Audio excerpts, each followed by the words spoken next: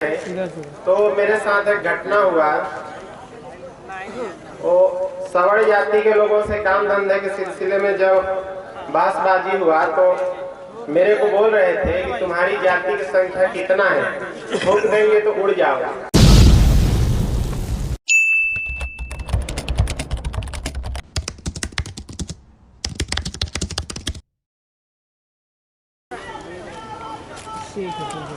सभी साथियों को जय मुरलीवासी। सबसे पहले हमारे समाज में जन्मे संतों, महापुरुषों, गुरुओं को मैं नमन करता हूं और इस कार्यक्रम की अध्यक्षता कर रहे माननीय ओम मेश्राम साहब, राष्ट्रीय अध्यक्ष भारत मुक्ति मोर्चा नई दिल्ली, और तमाम वक्तागण व श्रोतागण साथियों को मैं अपनी बात को आगे रखता हूँ। आवाज जा रहा है? साथियों, लंबे समय से ओबीसी की जातिगत आधारित जनगणना के लिए संघर्ष चल रहा है और हम लोग इसमें लगातार प्रयास में लगे हुए हैं। साथियों, समाज में जब हम देखते हैं तो मैं अपने जीवन के बारे में ही शेयर करना चाहूँगा। मैंने देखा कि हम पिछड़े वर्ग के लोगों के यहाँ बगैर ब्राह्मणों का बच्चों का नाम रखना या शादी विवाह मरनी करनी ये सब नहीं होता।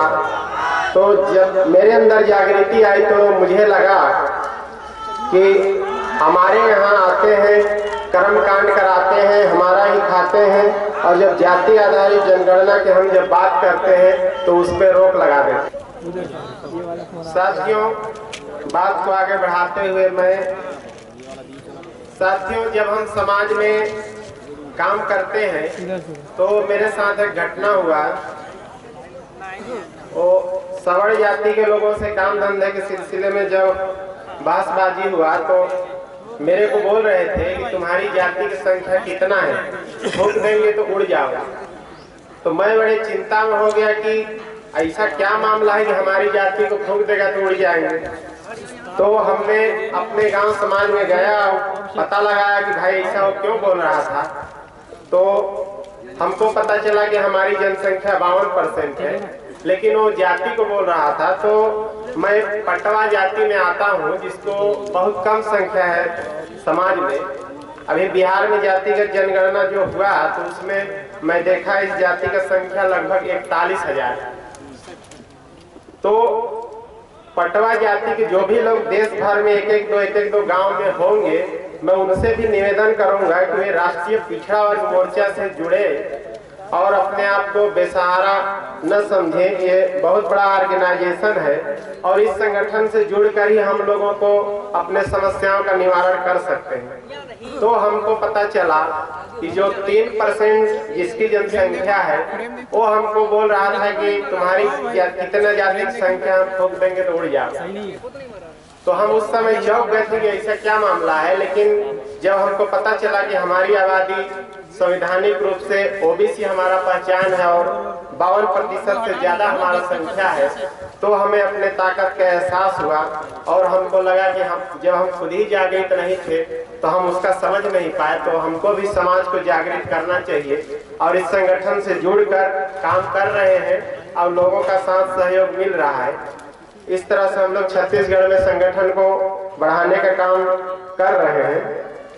और जब हमको मालूम चला कि हमारा दुश्मन 3% ब्राह्मण लोग हम लोगों के यहाँ नाम रखते हैं तो जाति के रूप में अपमानित करते थे, तो हमने एक जिला स्तरीय कार्यक्रम लगाया केवल अपना नाम रखने के लिए। क्योंकि जब मैं बताता मैं पटवा बिरादरी से हूँ तो लोग बोलते थे मैं तो नहीं जानता हूँ कौन बिरादरी होता है, लग रहा है तुम नीचे बिरादरियों को छुपा रहे हो। तो हमने कार्यक्रम लगाया जिला स्तरीय का और हमने अपने से कार्यक्रम लगाकर नामकरण किया। तो हमने बुद्ध के बारे में थोड़ा बहुत पढ़ा था। तो मेरे को लोग क्या है, समाज में जब जागृति आया तो बोलने लगे नास्तिक हो गवा है, नास्तिक हो गवा है। तो जवाब देते बनता नहीं था। तो हमने अपना फिर कार्यक्रम लगा के नाम रखा वास्तविक। जो गौतम बुद्ध जी का वाक्य पढ़ा था, ना मैं नास्तिक हूँ ना मैं आस्तिक हूँ बल्कि मैं वास्तविक हूँ। तो जब से मैं अपना कार्यक्रम लगा के नामकरण किया तो लोगों को भी लगा कि हाँ, हमको ब्राह्मणों से अपना नाम वाम नहीं रखवाना चाहिए, अब हम पढ़ लिख गए, हमको तैयार होना चाहिए, अपना शादी ब्याह सब कुछ अपने से करना चाहिए, उनको अपने यहाँ नहीं बुलाना चाहिए। इससे हमको बहुत सारे सहूलियत मिल जाते हैं, बेवजह के नहीं तो हमको परेशान करते हैं। साथियों, समय में ज्यादा नहीं लूंगा, इतना ही कहकर मैं अपने वाणी को विराम देना चाहता हूं। आप लोग गांव में जाएंगे और पिछड़े वर्ग को लोगों को ज्यादा से ज्यादा मात्रा में जोड़ने का काम करेंगे। इतना ही कहकर मैं अपने वाणी को आभार। आप लोगों ने मुझको सुना, धन्यवाद। जय मूल्यवान।